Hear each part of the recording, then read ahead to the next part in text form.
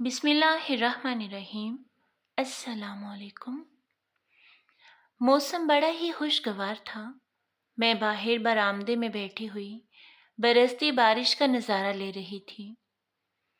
کچھ فاصلے پر لان کے کنارے درخت ہوا کے ہلکورے سے جھوم رہے تھے۔ فضا میں ہنکی بڑھ گئی تھی۔ پھول، پودے اور درخت نکھرے نکھرے سے دکھائی دے رہے تھے۔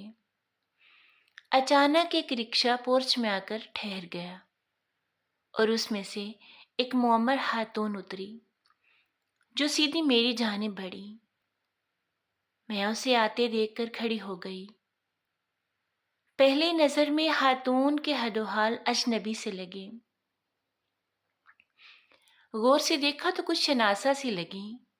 پھر مجھے یاد آ گیا، اسلام آباد میں کئی سال پہلے جہاں میرا گھر تھا وہ خاتون سامنے وہاں رہتی تھیں۔ بڑے ٹھاٹھ سے مہارانیوں کی طرح سج بن کر اچھی پوشاک میں نظر آتی تھیں۔ میں نے ایک دم سے انہیں پہچان لیا۔ پہلے میں اسی لیے نہیں پہچان سکی تھی کہ ان کا حلیہ بلکہ پورا حال ہی کچھ مختلف نظر آ رہا تھا۔ او خالہ جان، آئیے۔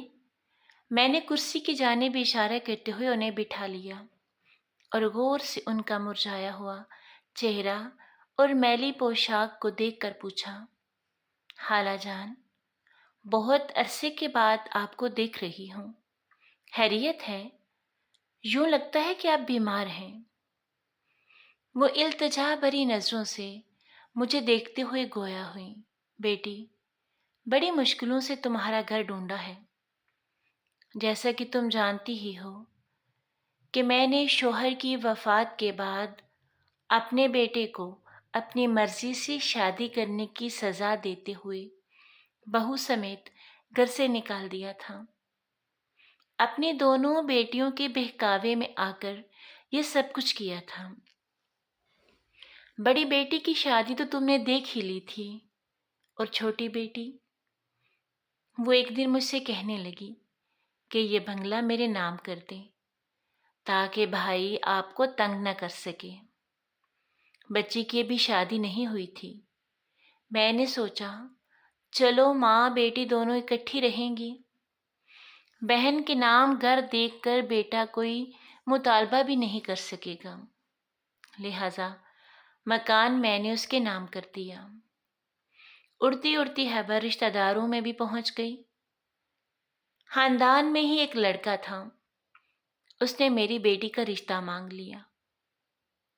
انکار کی کوئی معقول وجہ نہ تھی، اس لیے میں نے ہاں کر دی۔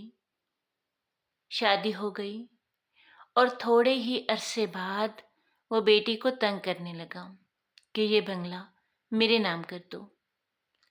تم یقین مانو، میری بیٹی نے مجھ سے مشورہ کیے بغیر مکان اس کے نام کر دیا، اور شوہر کی خوشی عزیز رکھنے کے لیے مجھ سے کہا، امی آپ اپنی بہن کے پاس لاہور چلی جائیں۔ یہ سب شوہر کے کہنے سے اس نے کیا، لہٰذا میں دل برداشتہ ہو کر لاہور بہن کے پاس چلی آئی۔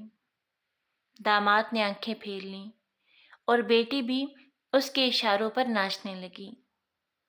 آج میں سوچتی ہوں، کاش میں نے اپنے بیٹے کو گھر سے نہ نکالا ہوتا تو آج یہ دن نہ دیکھنے پڑتے۔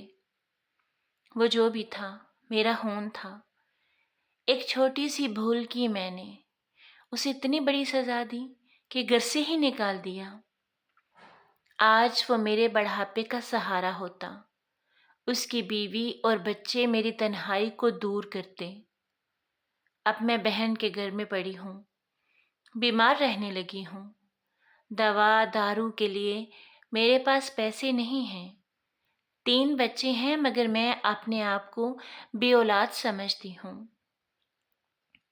مجھے اتنا ضرور یقین ہے کہ بیٹے نے مجھے اپنے گھر سے نہیں نکالنا تھا۔ کاش مجھ سے یہ غلطی نہ ہوئی ہوتی۔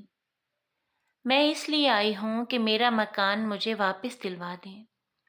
اس نے دونوں ہاتھ جوڑ کر کہا، اور میں نے دیکھا کہ موسلا دھار بارش کی طرح ان کی آنکھیں بھی برسنے لگیں۔ میں نے آگے بڑھ کر انہیں گلے سے لگا لیا۔ آنسو تھمتے نہیں تھم رہے تھے اور میں سوچ رہی تھی کہ لوگ مکافات عمل کا بھی نہیں سوچتے۔ کبھی کبھی بیٹے تو کیا بیٹیاں بھی ایسے ہی آنکھیں پھیر لیتی ہیں۔